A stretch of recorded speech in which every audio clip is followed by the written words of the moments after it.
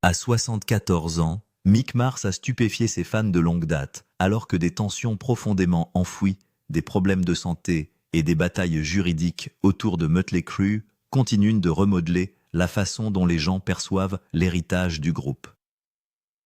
Pendant des décennies, Mars est resté une figure tranquille debout dans l'ombre, tandis que le chaos explosait autour de lui, s'exprimant rarement en public et ne devenant presque jamais le centre de controverses. Pourtant, après avoir passé la majeure partie de sa carrière à éviter les projecteurs, il se retrouve au centre de certaines des conversations les plus bruyantes auxquelles le groupe ait jamais été confronté. Et pour de nombreux fans, l'histoire qui se déroule désormais donne l'impression de voir Mötley Crüe sous un angle totalement différent. Bien avant que le monde ne le connaisse sous le nom de Mick Mars, il s'appelait Robert Allen Deal, né en 1951, et menait déjà une bataille qui allait tranquillement façonner le reste de sa vie. On lui a diagnostiqué une spondylarthrite ankylosante, une maladie inflammatoire chronique qui attaque lentement la colonne vertébrale et limite progressivement les mouvements au fil du temps. Cela n'arrive pas comme une blessure soudaine. Il agit lentement et sans relâche, fusionnant les vertèbres, augmentant la douleur et rendant les mouvements ordinaires plus difficiles d'année en année. Pour Mars, la douleur physique est devenue une partie de la vie quotidienne bien avant que la célébrité n'entre en scène. Au moment où il a atteint l'âge adulte, cette condition avait déjà commencé à modifier sa façon de bouger. Sa posture est devenue plus rigide, ses mouvements physiques plus contrôlés, mais il a refusé de s'éloigner de la musique. Au lieu de cela, il a passé les années 1970 à parcourir la scène des clubs californiens, jouant dans des groupes obscurs qui duraient rarement assez longtemps pour créer un élan. Des groupes comme White Horse et plusieurs autres projets oubliés allaient et venaient, lui laissant peu de reconnaissance mais des années d'expérience durement gagnées. Ces années difficiles sont devenues la base de son son, alors que de nombreux guitaristes de la fin des années 1970 recherchaient la vitesse, le flash et les solos théâtraux. Mars a développé quelque chose de plus sombre et de plus lourd. Son style de guitare s'enracine dans les influences blues, la distorsion épaisse, le long sustain et le contrôle précis. C'était un son façonné autant par des limitations physiques que par un choix créatif, et il finirait par devenir l'un des sons déterminants du glam metal. Tout a changé en 1981, lorsque Mars a cofondé Mötley Crüe aux côtés de Nikki Sixx-Tommy et plus tard de Vince Neil. Los Angeles regorgeait de groupes de hard rock qui se battaient pour attirer l'attention sur le Sunset Strip et la concurrence était brutale.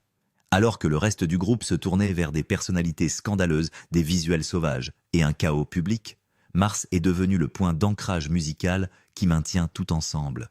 Il a même joué un rôle dans la formation de l'identité du groupe, contribuant notamment à ce nom qui allait devenir légendaire. Lorsque Too Fast for Love est sorti en 1981, il a introduit un son brut et agressif qui a immédiatement distingué le groupe de ses concurrents.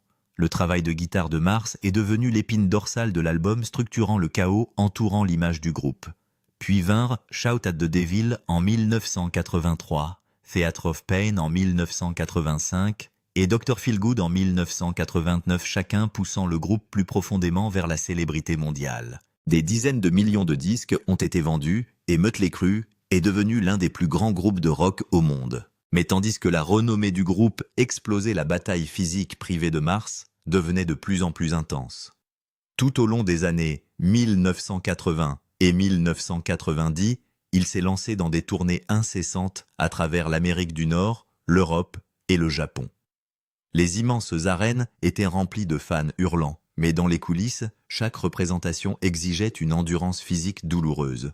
Les longs vols, les horaires épuisants, les nuits tardives et les voyages constants ont intensifié les dommages que son corps subissait déjà. La spondylarthrite ankylosante ne fait qu'empirer avec le temps et Mars a ressenti cette progression de première main. À mesure que sa colonne vertébrale perdait progressivement sa flexibilité, même les mouvements de base sur scène devenaient plus difficiles. Tandis que ses camarades du groupe sprintaient sur des scènes immenses, Mars devait souvent rester plus contrôlé et stationnaire simplement pour protéger son corps. Le public a vu un guitariste légendaire jouer, mais il a rarement compris la douleur physique cachée derrière chaque performance. Au début des années 2000, l'intervention médicale n'était plus facultative. En 2004, Mick Mars a subi une opération chirurgicale majeure à la colonne vertébrale, qui impliquait l'implantation de matériel métallique pour stabiliser sa colonne vertébrale. Il ne s'agissait pas d'une procédure mineure ni d'une solution temporaire. Il s'agit d'une opération chirurgicale qui a changé sa vie et qui lui a permis de continuer à performer, mais dans des limites physiques de plus en plus strictes. Même après l'opération, il a refusé d'arrêter. Il a continué à tourner à travers des tournées de retrouvailles de grands festivals et des événements internationaux à grande échelle tout au long des années 2000 et 2010. Ces tournées exigeaient des heures de représentation, des répétitions constantes, une fatigue due au voyage et des efforts physiques répétés. Pour Mars, chaque soirée sur scène devenait une bataille entre engagement professionnel et survie physique. Au fil des années, la tension est devenue plus difficile à cacher.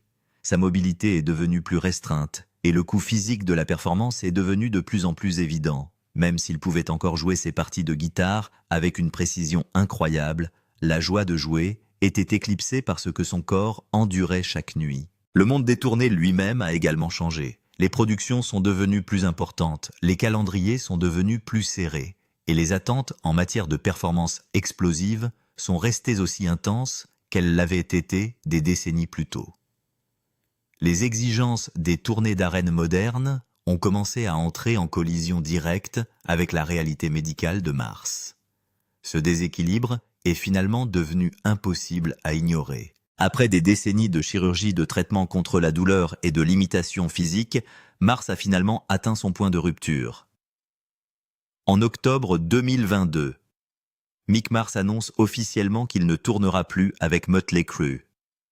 La décision était directement liée à la progression de sa maladie et au fait que son corps ne pouvait plus supporter les exigences des tournées mondiales. L'annonce a choqué les fans, mais il y avait un détail important que beaucoup de gens ont manqué. Mars a clairement indiqué qu'il se retirait des tournées sans nécessairement quitter complètement le groupe.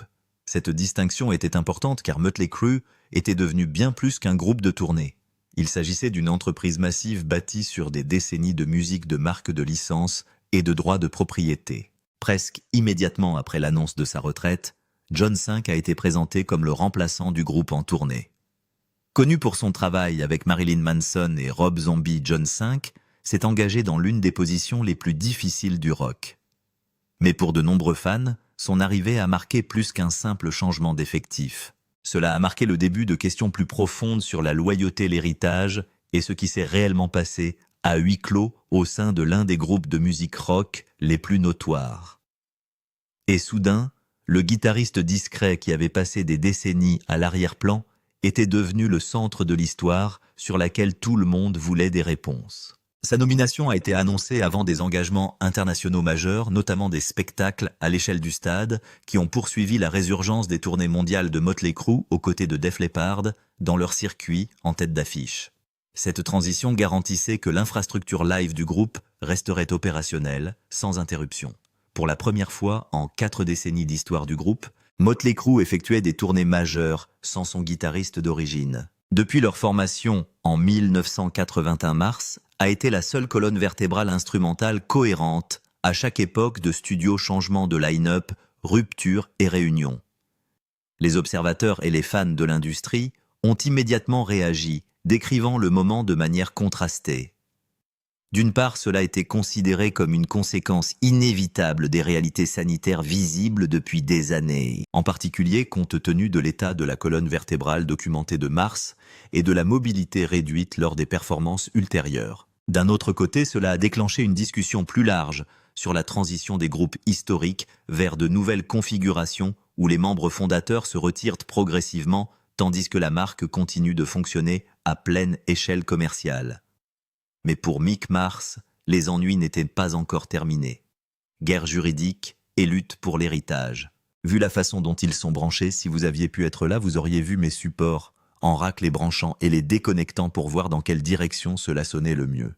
Début 2023, Mick Mars, qui avait été essentiellement tenu à l'écart de la structure commerciale et du contrôle de l'héritage du groupe, a intenté une action en justice contre ses anciennes costards. Le procès déposé devant la Cour supérieure du comté de Los Angeles en avril 2023 était centré sur des allégations selon lesquelles Mars avait été considérablement réduit à la fois en termes de participation financière et de pouvoir décisionnel au sein du cadre d'entreprise du groupe. Au cœur du différend se trouvait la question de la répartition des bénéfices, en particulier si sa participation et sa part des redevances avaient été modifiées sans son plein consentement. Mars a affirmé qu'il restait un actionnaire clé de l'entité Motley Crue et a fait valoir que des changements dans sa situation financière avaient été mis en œuvre unilatéralement suite à sa décision de se retirer des tournées. Mars a également contesté la façon dont les décisions étaient prises concernant les opérations commerciales du groupe, y compris les arrangements de tournée, l'utilisation de la marque et les négociations contractuelles liées aux performances live. Sa position était que se retirer de la scène n'équivalait pas à abandonner son rôle dans la structure sous-jacente du groupe. Après tout, il a contribué à la création du groupe en 1981. Cette distinction est devenue centrale dans l'argumentation juridique opposant participation à la représentation et droit de propriété. La réponse de Motley Crue fut immédiate et énergique. Les autres membres ont nié tout acte répréhensible et ont présenté la capacité réduite de tournée de Mars comme un facteur nécessaire à la restructuration de la programmation live. Leur position mettait l'accent sur le déclin de ses capacités physiques en raison de la spondylarthrite ankylosante, une maladie dégénérative de la colonne vertébrale qui avait nécessité une intervention chirurgicale majeure en 2004 et qui avait de plus en plus limité sa mobilité au cours des années suivantes. Le groupe a soutenu que les ajustements aux arrangements en matière de tournée et d'affaires avaient été apportés en fonction de la nécessité opérationnelle plutôt que d'une intention d'exclusion. Au fur et à mesure que les documents déposés et les contre-déclarations sont devenus publics, le différend s'est rapidement étendu au-delà du désaccord juridique privé et s'est transformé en un conflit largement rapporté dans l'industrie du divertissement. Des médias majeurs tels que Rolling Stone, Billboard et Variety ont couvert l'affaire de près en se concentrant sur le contraste entre le rôle de Mars en tant que force créatrice fondatrice et l'affirmation par le groupe de l'imitation fonctionnelle dans des contextes de performance live. Ce qui a transformé ce différend en quelque chose de plus grand qu'un désaccord entre groupes, c'est la façon dont la loi traite les partenariats comme Motley Crue. Dans des situations comme celle-ci, les tribunaux ne se soucient pas de l'image ou de l'héritage. Ils examinent les contrats, les pourcentages de propriété et les obligations fiduciaires. Si un membre comme Mick Mars détient une participation définie dans la société du groupe, cette participation ne peut généralement pas être réduite ou modifiée sans disposition contractuelle claire ou consentement. Le droit américain des sociétés et des sociétés en particulier, dans la juridiction californienne où la poursuite a été déposée, impose aux copropriétaires des obligations strictes de ne pas diluer unilatéralement la part d'un autre associé ou de ne pas l'exclure du processus décisionnel s'il conserve légalement la propriété. La distinction juridique clé dans le cas de Mars était la suivante. Le fait de prendre du recul par rapport aux tournées ne met pas automatiquement fin aux droits de propriété, sauf indication contraire explicite dans les accords préalables. Le procès de Mars en 2023 devant la Cour supérieure du comté de Los Angeles alléguait exactement cette violation, affirmant que sa part de propriété avait été réduite et son droit de vote mis à l'écart sans autorisation appropriée. Le groupe a répliqué en arguant que les réalités opérationnelles avaient changé, soulignant la capacité déclinante de Mars à se produire en direct pour justifier la restructuration des tournées et des sources de revenus associés. C'est là que des cas comme celui-ci tournent souvent autour. Si les revenus sont principalement liés au spectacle vivant, l'argument en faveur d'une restructuration devient plus fort. Si elle est liée au catalogue, à la marque et à la propriété héritée, l'exclusion devient alors juridiquement plus difficile à justifier. Le procès n'a jamais abouti à un verdict dramatique en salle d'audience. Au lieu de cela, en 2024, les deux parties sont parvenues à un règlement privé, clôturant l'affaire sans divulguer publiquement les conditions financières, la révision des participations ou les changements de gouvernance. Cela est courant dans les litiges très médiatisés dans le domaine du divertissement, où un litige prolongé risque de révéler les structures financières internes et les contrats que les deux parties préfèrent garder confidentiels. Les réactions au sein du monde du rock et des médias ont sensiblement penché en faveur de Mars, en particulier parmi les musiciens chevronnés et les commentateurs de l'industrie. Dee Snider a publiquement critiqué la situation, la qualifiant de triste façon de traiter un membre fondateur, tandis que la guitariste Tracy A. Guns a décrit cette décision comme une décision commerciale qui ne convient pas aux fans.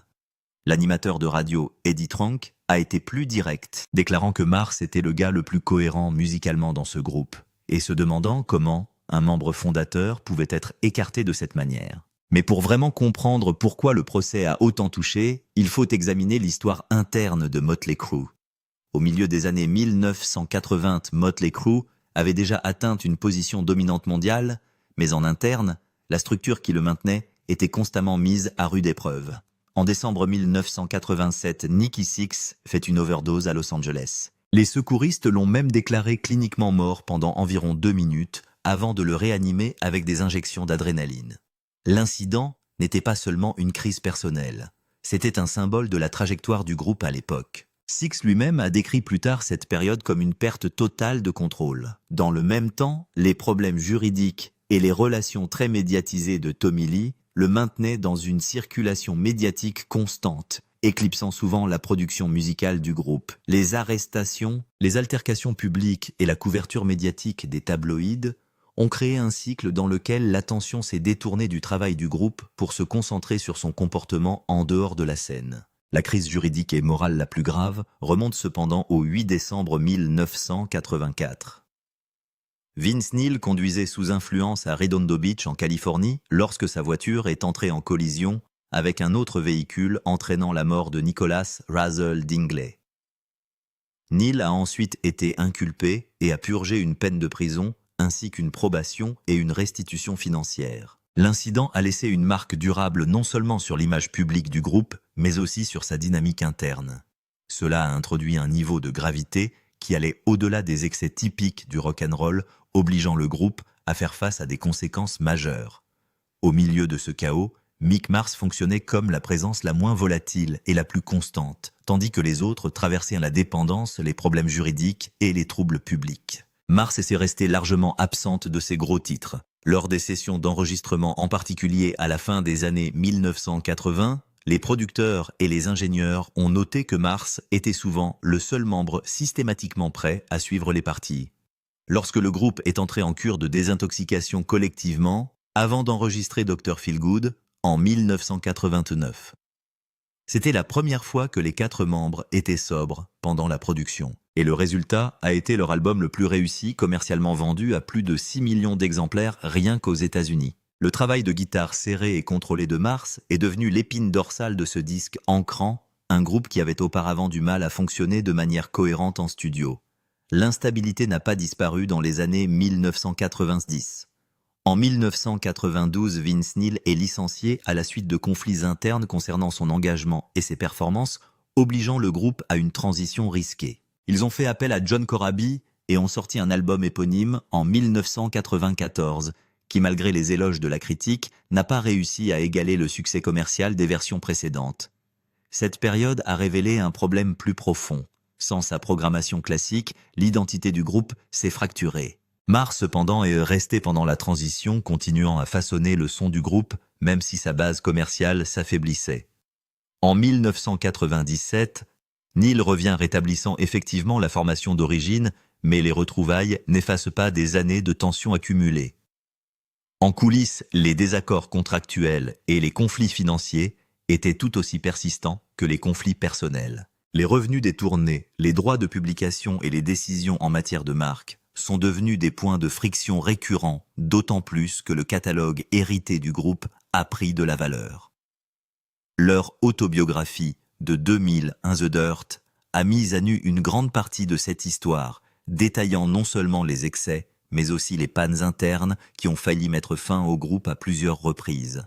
Le livre est ensuite devenu la base de l'adaptation Netflix de 2019. Même leur soi-disant dernier chapitre s'est avéré temporaire.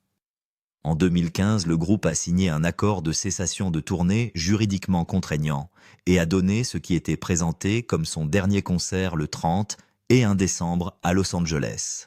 Le contrat visait à empêcher de futures retrouvailles, une décision rare dans l'industrie. Pourtant, en 2019, cet accord a été annulé et le groupe est revenu pour une tournée des stades très rentable aux côtés de Def Leppard. À travers toutes ces phases, Mars est resté le fil conducteur. Sa contribution ne consistait pas à contrôler le récit, mais à préserver l'identité musicale qui rendait le groupe viable en premier lieu. Tandis que d'autres faisaient la une des journaux, Mars a soutenu le son. Ses riffs portaient la continuité à travers l'instabilité, permettant au groupe de se reconstruire à plusieurs reprises autour d'un noyau reconnaissable. Naturellement, on ne peut s'empêcher de sympathiser avec lui lorsqu'il a été mis à l'écart. Mais il n'a pas laissé cela être la fin. Rebirth in Isolation. En 2024, après des décennies en tant que guitariste fondateur de Motley Crue, Mars a sorti son premier album solo, The Other Side of Mars. Il s'agissait du premier grand projet indépendant de sa vie, en dehors de la structure du groupe qui le définissait depuis plus de 40 ans. L'album a été enregistré avec un changement délibéré d'environnement et de processus. Plutôt que de s'appuyer sur l'identité de son ancien groupe basé sur les tournées, Mars a construit le projet autour d'une collaboration en studio. Il a travaillé avec de nombreux musiciens confirmés, dont le producteur chevronné Michael Wagener, connu pour son travail d'ingénierie avec des artistes comme Metallica et Ozzy Osbourne. La programmation comprenait également des musiciens de session expérimentés tels que le claviériste Paul Taylor, le batteur Ray Luzier de Korn et le chanteur Jacob Bunton. Cette combinaison indiquait que le projet n'était pas une expérience parallèle, mais une déclaration artistique structurée, assemblée, avec une intention professionnelle. Musicalement, The Other Side of Mars s'est éloigné du cadre glam metal qui définissait l'apogée commerciale de Motley Crue. Au lieu de cela, il s'est appuyé sur des textures plus lourdes et plus modernes, incorporant des éléments de rock industriel, une distorsion influencée par le grunge et une superposition de tons plus sombres. Le travail de la guitare est resté central, mais la production a mis l'accent sur l'atmosphère et la densité par rapport au style flashy et arène associé au rock des années 1980. Des morceaux tels que Loyal to the Lie et Killing Breed reflétaient des thèmes de tension, de défis et de lutte interne, renforçant le ton de l'album comme réfléchi plutôt que nostalgique. La réception critique s'est fortement concentrée sur ce changement de style. Les publications musicales et les médias axés sur le rock ont noté que Mars n'avait pas tenté de reproduire son succès passé, mais avait plutôt construit un son qui reflétait à la fois son âge et son expérience. Les critiques ont souligné le contraste entre les choix de production contemporains de l'album et les structures hard rock plus simples de ces années Motley Crue. Plutôt que de le positionner comme une continuation de l'héritage du groupe, les critiques l'ont présenté comme une réinvention ancrée dans l'indépendance artistique. L'un des aspects les plus déterminants de cette sortie a été la décision claire de Mars de ne pas faire de tournée pour soutenir l'album. Il a déclaré publiquement que les problèmes de santé persistants rendaient les performances live insoutenables. Cela a placé l'album fermement dans la catégorie des sorties réservées au studio. Malgré cette limitation, Mars est resté actif dans le processus créatif. Les interviews et les discussions promotionnelles autour de l'album ont souligné sa concentration continue sur l'écriture, l'enregistrement et l'expérimentation dans l'environnement du studio. Il a décrit l'espace d'enregistrement comme sa principale maison de création. Commercialement et symboliquement, la sortie représentait une rupture nette avec le cadre de Motley Crue. Alors que le catalogue du groupe reste lié à des décennies de succès collectifs, les débuts solo de Mars le repositionne en tant qu'artiste indépendant opérant en dehors de cette structure. Le changement ne concernait pas seulement la propriété de la musique, mais aussi le contrôle de la direction de la collaboration et de la production, le tout sans les contraintes des cycles de tournée ou de l'image de marque du groupe. Eh bien c'est tout pour l'instant. Merci d'avoir regardé. Avez-vous aimé cette vidéo? Si c'est le cas, pensez à aimer, à laisser un commentaire et à cliquer sur le bouton d'abonnement pour ne pas manquer nos nouveaux téléchargements. Ne manquez pas non plus cette vidéo que vous voyez sur votre écran en ce moment. C'est vraiment incroyable.